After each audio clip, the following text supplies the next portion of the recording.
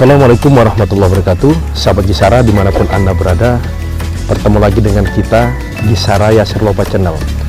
Nah, pada video kali ini kami akan mencoba kembali membagi ataupun share ilmu tentang dunia perkebunan kelapa sawit. Dalam video sebelumnya kita sudah bahas, yaitu tentang pengenalan lebih dekat dengan ulat api. Nah, pada video kali ini kita akan bahas bagaimana sebenarnya cara pengendalian ulat api. Untuk itu jangan lupa stay on terus ya. Baik sahabat Gisara, tidak berlama-lama dan tidak panjang lebar, mari sama-sama kita ikuti video berikut ini.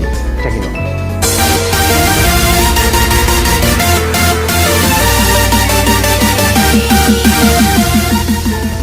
Nah sahabat Gisara, sebelum kita bahas lebih tuntas tentang bagaimana cara pengendalian ulat api, nah sekarang kita harus tahu bagaimana sebenarnya cara pengendaliannya dan sebenarnya tujuannya apa, sehingga kita harus melakukan pengendalian. Di awal sudah kita sampaikan bahwa ulat api ini dalam jumlah tertentu di atas ambang kritis, di atas populasi ambang kritis, dia akan mengalami kerusakan.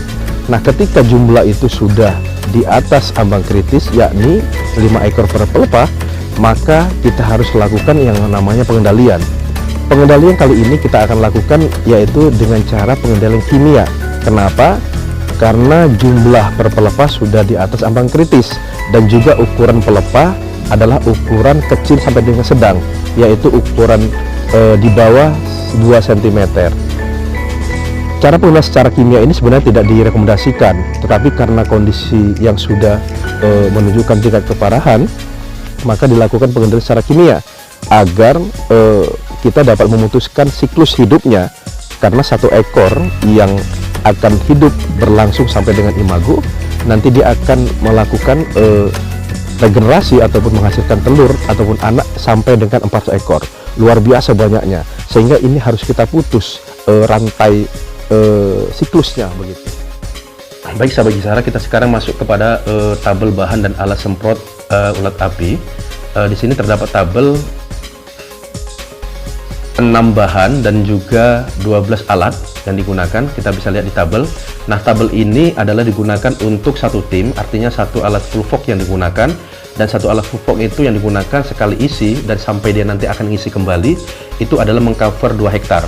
Karena pola pengendalian ataupun pola jalan dari aplikasi ini adalah pola kelang satu pasar pikul di areal datar, dan untuk areal berbukit silakan untuk menyesuaikan kondisi arealnya. Nah, di sini ada 6, yaitu yang pertama Decis, Agristik, air bersih, biosolar, bensin, dan ekstra puding. Sedangkan 14 alat diantaranya adalah full fog K22 bio, kayu bulat ataupun fiber ukuran 1,5 meter, karet ban, kemudian jerigen kapasitas 20 liter, kemudian jerigen kapasitas 5 liter, gelas ukur 500 cc, corong besar dan kecil, senter kepala, truk angkutan, APD fogging, baterai batu, busing merek Yamaha King, kemudian tangki air, serta terakhir adalah operator fogging. Nah, kemudian kita lihat di sini alat yang digunakan, ada beberapa alat, yaitu 14 jenis alat. Yang pertama adalah full fog K22 bio, kemudian kayu pikul bulat, karet ban, kemudian senter kepala, corong bahan, dan jerigen kapasitas 5 liter. Dan kemudian nanti ada beberapa alat yang lain juga kita lihat nanti di depan. Pastikan alat-alatnya dapat tersedia dengan baik dan disiapkan sebelum pelaksanaan dari proses fogging.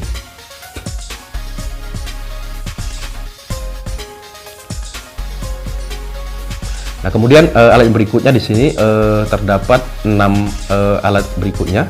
Yang pertama jerigen kapasitas 20 liter, kemudian gelas ukur kapasitas 500 cc, kemudian truk angkutan atau sejenisnya, kemudian di sini ada masker kain ataupun masker aktif dan kacamata semprot serta face shield untuk menutup bagian muka.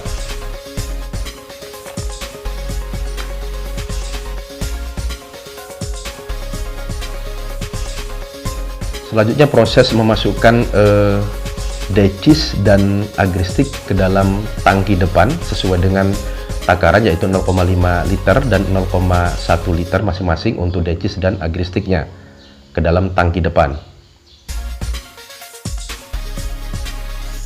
Baik sahabat Gisara, sekarang kita lihat di video kali ini adalah merupakan contoh produk dari bahan yang digunakan. Ini ada 3 bahan, yaitu Decis, Agristik, serta air bersih. Nah, 3 bahan ini nanti dicampurkan dalam satu wadah satu tangki depan. dengan komposisi adalah 0,5 liter untuk decis, kemudian 0,1 liter untuk agristik, serta 4,4 liter untuk air bersih. Nah, 3 alat dicampurkan dalam satu wadah dan dilakukan ataupun digunakan untuk sekali aplikasi yang mengcover 2 hektar. Karena pola pelaksanaannya adalah pola berkelang satu pasar pikul atau di areal bukit dapat menyesuaikan kondisi yang sebenarnya di areal. Nah, kemudian untuk bahan yang berikutnya adalah biosolar. Biosolar ini digunakan untuk menaikkan dari insektisida ke atas daun. Isinya adalah 5 liter per tangki yang nantinya mengcover untuk 2 hektar. Itu untuk bahan biosolar. Selanjutnya, bahan yang terakhir adalah bensin. Bensin digunakan untuk sebagai motor penggerak saja, yang digunakan ataupun diisikan pada tangki BBM. Konsumsinya adalah 1 liter untuk mengcover sekali aplikasi atau setara dengan mengcover 2 hektar untuk sekali isi. Kemudian lalu disusul untuk memasukkan air sejumlah 4,4 liter ke dalam tangki depan setelah dimasukkan bahan tersebut. Lalu tuang solar sejumlah 5 liter ke tangki belakang, dan selanjutnya setelah ini dilakukan pemasangan. Selanjutnya proses pemasangan dari tangki-tangki yang sudah diisi bahan tadi. Pastikan pengisian dengan benar sehingga tidak ada celah udara yang keluar dari tutup tangki tersebut. Nah, kemudian setelah pemasangan sudah dilakukan dengan benar, maka nanti tinggal dilakukan proses aplikasi ke dalam blok.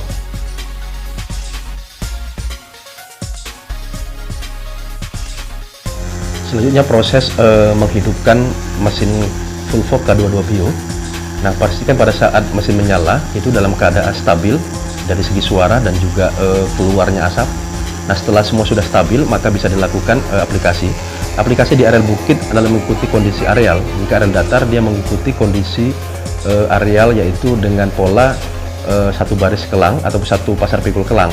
Tapi di areal bukit bisa menyesuaikan dengan kondisi dengan dimulai dengan di jalan kontur dan selanjutnya akan masuk ke dalam blok.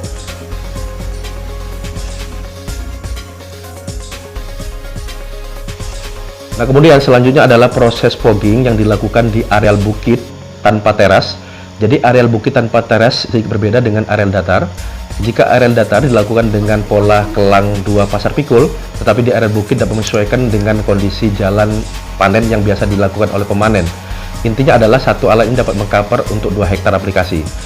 Asap yang dihasilkan ini nanti akan naik ke atas daun dan kemudian akan melekat di posisi layan daun, dan nantinya ulat api akan memakan dari daun-daun tersebut dan menyebabkan terserangnya saluran pencernaan dan menyebabkan ulat api tersebut mati dan jatuh ke tanah.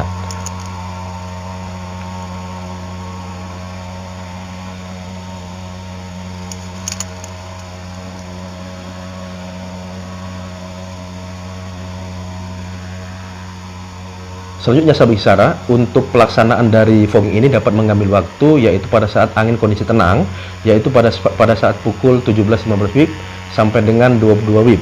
Nah, apabila dalam aplikasinya ternyata di pertengahan jalan terdapat kondisi cuaca jelek, angin kencang ataupun hujan, maka aplikasi dapat segera dihentikan dan dilanjutkan keesokan harinya.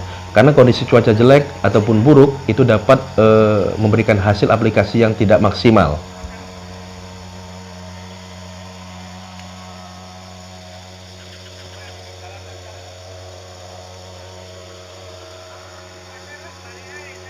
Demikian sahabat Kisara, video ini kami tayangkan untuk Anda. Semoga ini dapat memberikan inspirasi dan ilmu baru bagi Anda.